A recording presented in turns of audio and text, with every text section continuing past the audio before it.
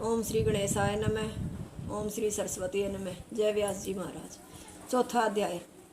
सूत जी बोले, हे सोनक, भक्तों के हृदय में इस प्रकार अलौकिक भक्ति देखकर भगवान सपरिवार दिव्य रूप से सभा मंडप में प्रकट हो गए।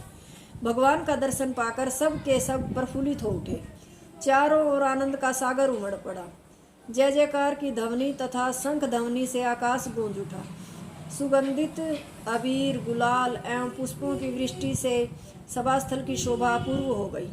वहां बैठे लोगों को दे गे की भी सुध न रही। ऐसी तन्मय अवस्था देखकर नारद जी ने कहा, हो, इस सप्ताह की अद्भुत महिमा मैंने आज देखी। धूर्त, मूर्ख, पशु पक्षी, कीट पतंग तक सभी पाप मुक्त हो गए। चित्त शुद्धि के लिए संसार में इस कथा से उत्तम कोई दूसरा साधन नहीं है। अब आप यह बताएं कि इस सप्ताह यज्ञ से किन किन पापियों की शुद्धि होती है। सनंत कुमार ने कहा, जो मनुष्य दुष्ट पुरुषों के आचरण में निरत रहकर पाप कर्म करते हैं, कुमार्ग में चलने वाले, काम क्रोध रूपी अग्नि से दग्ध, कुटिल तथा कामी हैं, वे भी सप्ताह श्रवण से पवित्र हो जाते हैं। जो सत्य से हीन, माता पिता को कष्ट देने वाले, कुल कलंकी, आश्रम धर्म से विहीन, दूसरों के उत्कर्ष को सहन न करने वाले तथा हिंसक हैं, वे सभी सप्ताह से पवित्र हो जाते हैं। जो 5 प्रकार के महापापों से युक्त है, ब्राह्मण के धन से पुष्ट हैं, क्रूर प्रवृत्ति वाले हैं, पिशाच के समान निर्दयी हैं, छल कपट से भरे हैं और निरंतर व्यभिचार ही करते रहते हैं, वे भी सप्ताह से पवित्र हो जाते हैं। 5 महापापी निम्नलिखित हैं: भ्रमघाती, गोघाती, सुवर्ण चुराने वाला, मदिरा पीने वाला तथा उनका संग करने वाला। हे नारद, इस विषय में हम एक प्राचीन इतिहास कहते हैं, जिसके श्रवण से मनुष्य पाप रहित हो जाता है। इसे ध्यान से सुनो। तुंगभद्रा नदी के तट पर एक अत्यंत रमणीय नगर था। उसमें आत्मदेव नामक एक तेजस्वी ब्राह्मण रहता था, जो स्रोत एवं समार्थ कर्म में पारंगत था। धनी होते हुए भी वह भिक्षुवृत्ति करता था। उसकी धुंधली नाम की पत्नी बड़ी ही कृपण एवं क्रूर स्वभाव की थी। अकारण ही झगड़ा कर वह पुष्टि भी अपनी ही बात की करती थी। ऐसे ही गृहस्थ जीवन में दोनों का बहुत समय बीत गया, किंतु कोई संतान न हुई। बाद में पुत्र के निमित्त नाना प्रकार के दान अनुष्ठान किए गए, पर कोई फल नहीं हुआ। एक दिन चिंता से व्याकुल हुआ आत्मदेव वन में चला गया। वहाँ मध्याह्न में पानी पीने वह एक तालाब पर गया। जल पीकर वह दुखिया वहीं बैठ गया। 2 घड़ी बाद एक सन्यासी वहाँ आए। वह उनके चरणों पर गिरकर रोने लगा। सन्यासी ने कहा, अरे ब्राह्मण, रोते क्यों हो? कौन सी चिंता है? अपने दुख का कारण तो कहो। ब्राह्मण ने कहा, महाराज, मैं अपना दुख क्या कहूँ, मैं बड़ा अभागा हूँ। मेरे पितर आंसू पीकर रहते हैं। मेरी दी हुई वस्तु तथा देवता या ब्राह्मण भी ग्रहण नहीं करते। संतान न होने से ही मैं अत्यंत दुखित हूँ। यहाँ प्राण त्यागने आया हूँ। पुत्र के बिना जीवन या कुल सब व्यर्थ है। अपना दुख मैं कहाँ तक बताऊँ? मैंने जो गो पाली है वह तक बंध हो गई है। वृक्ष लगाया वह भी सूख गया। कोई मुझे फल दे जाता है तो वह भी मेरे हाथों में आते ही सूख जाता है। ऐसे भाग्यहीन निर्वंशी के जीवन से क्या लाभ? महाराज, आप महादयावान हैं। दयावानों की विभूतियाँ परोपकार ही होती हैं। हाथ दान से विभूषित होता है, कंकन से नहीं। कानों की शोभा कथा श्रवण से होती है, कुंडल से नहीं। तथा दयावानों का शरीर परोपकार से सुशोभित होता है, चंदन से नहीं। नदियाँ अपना जल स्वयं नहीं पीती, वृक्ष अपने फल स्वयं नहीं खाते, मेघ अपने लिए जल नहीं बरसाते। संत महात्माओं की विभूतियाँ परोपकार के लिए होती हैं। और भी कहा है, जो अपने से दूसरे के द्वारा अपने परिवार पर, दीनों पर, अपने भृतों पर दया नहीं करता, उसके जीवन से क्या लाभ?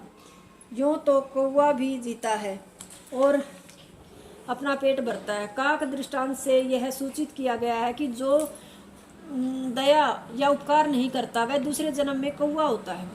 यह कहकर वह ब्राह्मण जोर जोर से चिल्लाकर रोने लगा। उसे दुखित देखकर सन्यासी को दया आ गई। उन्होंने उसके मस्तक में लिखित ब्रह्म अक्षर बाँचे और उससे कहा, हे ब्राह्मण, पुत्र का यह मोह छोड़ दे। कर्म की गति बड़ी बलवती है, उसे कोई टाल नहीं सकता। विवेक का आश्रय लेकर संसार वासना त्याग दे। मैंने तुम्हारा प्रारब्ध देख लिया है, उसमें 7 जन्म तक तेरे पुत्र होने का योग नहीं है। याद रखो, संतान से तुम्हें सुख न होगा। राजा सगर एवं अंग की तरह दुख ही भोगना पड़ेगा। इसलिए पुत्र का आग्रह छोड़ दो। संन्यास में सर्वथा सुख ही सुख है। ब्राह्मण ने कहा, दीन दयालु, इस सुख विवेक से मेरा क्या होगा? जैसे भी हो आप मुझे पुत्र प्राप्ति का वर दें, अन्यथा मैं अभी आपके ही चरणों में प्राण त्याग दूंगा। संसार में पुत्र पौत्र से परिपूर्ण गृहस्थ आश्रम ही सरस है। इन सब से रहित संन्यास अत्यंत सूखा है। मैं उसे लेकर क्या करूंगा? ब्राह्मण का ऐसा आग्रह देखकर सन्यासी ने आम का एक फल उसके हाथ में दिया और कहा, जाओ अपनी पत्नी को यह फल खिला दो, उससे तुम्हारे अत्यंत सुंदर एक पुत्र होगा।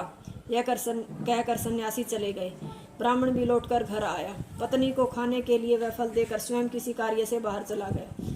इधर उसकी कुटिल पत्नी ने अपनी सखी से रो कर कही, हे सखी, अब मुझे बड़ी चिंता हो रही है। इस फल को मैं नहीं खाऊंगी, इससे गर्भ होकर मेरा पेट बढ़ जाएगा, भूख मारी जाएगी, घर का काम काज भी न कर पाऊंगी, उठना बैठना भी कठिन हो जाएगा। कहीं गर्भ टेढ़ा हो गया तो मैं मर ही जाऊंगी। मुझे असवस देखकर कहीं मेरी ननदो ही सब सामान उठा न ले जाए। पुत्र का लालन पालन भी एक बड़ी समस्या है। मेरी समझ में तो बंध्या या विधवा नारियां सर्वथा सुखी हैं। ऐसे ही अनेक पुत्र कर उसने वह फल नहीं खाया। जब पति ने आकर उससे पूछा कि तुमने फल खाया, तब उसने कह दिया, हाँ खा लिया। एक दिन देवात उसके घर उसकी छोटी बहन आई।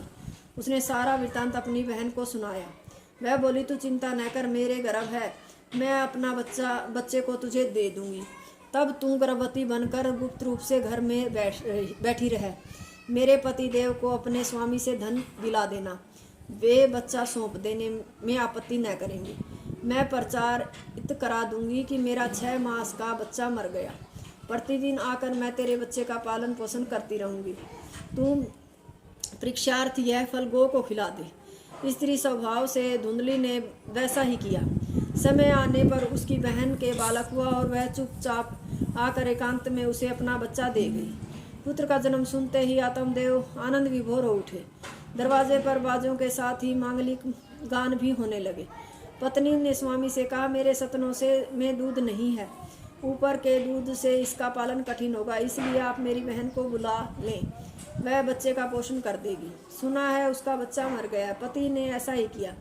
उधर 3 मास बाद गो के भी बच्चा हुआ। वह बालक इतना सुंदर था कि उसे देखने दूर दूर से लोग आने लगे। उसके कान गो के समान होने से पिता ने उसका नाम गोकर्ण रखा। आगे चलकर वह बड़ा पंडित एवं ज्ञानी हुआ। इधर धुंधली का पुत्र धुंधुकारी हुआ। वह महाक्रूर प्रकृति का दुराचारी एवं वेश्यागामी निकला। सोच आचार से हीन वह दीन और अंधे प्राणियों को सताता था, दूसरों का घर जला डालता था। कुत्ते पालने वाला तथा चोर वह निपट चांडाल सिद्ध हुआ। खेल में बालकों को ले जाकर कुएं में डाल देता।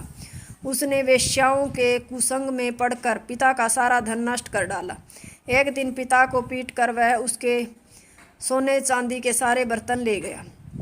पिता को इससे बड़ा दुख हुआ। वह रो रो कर कहने लगे कि अब मैं कहाँ जाऊँ, क्या करूँ, मेरा दुख कौन दूर करेगा। पुत्र ने न होना अच्छा है, किंतु कुपुत्र का होना अच्छा नहीं है। उसी समय गोकर्ण ने आकर कहा, पिताजी आप दुख न करें, यह संसार ही आसार है। यहाँ कौन किसका पुत्र और किसका धन, इन वस्तुओं में आसक्ति करने वाला सर्वदा जलता ही रहता है। इसलिए आप इन सब का मोह त्याग कर वन गमन करें और वहाँ स्वस्थ चित्त से भगवान की आराधना करें। पिताजी, शरीर में हड्डी मांस और रुधिर ही तो भरा है, आप इसमें अहम बुद्धि न करें। स्त्री पुत्र आदि की ममता त्याग कर जगत की क्षणभंगुरता पर ध्यान दें और वैराग्य धारण कर भगवान की भक्ति में लग जाएं। इससे आपका संपूर्ण दुख निवृत्त हो जाएगा। काम्य धर्मों का त्याग कर निष्काम धर्म का आचरण करें, सत्पुरुषों का संग करें, विषय वासना को हृदय से हटा दें और दूसरों की स्तुति निंदा में न पड़कर भगवत कथा रूपी अमृत का सदा पान करें।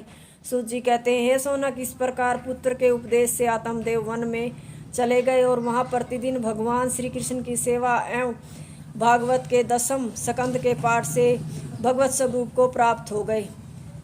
चौथा अध्याय समाप्त। हरिओम तत्सत।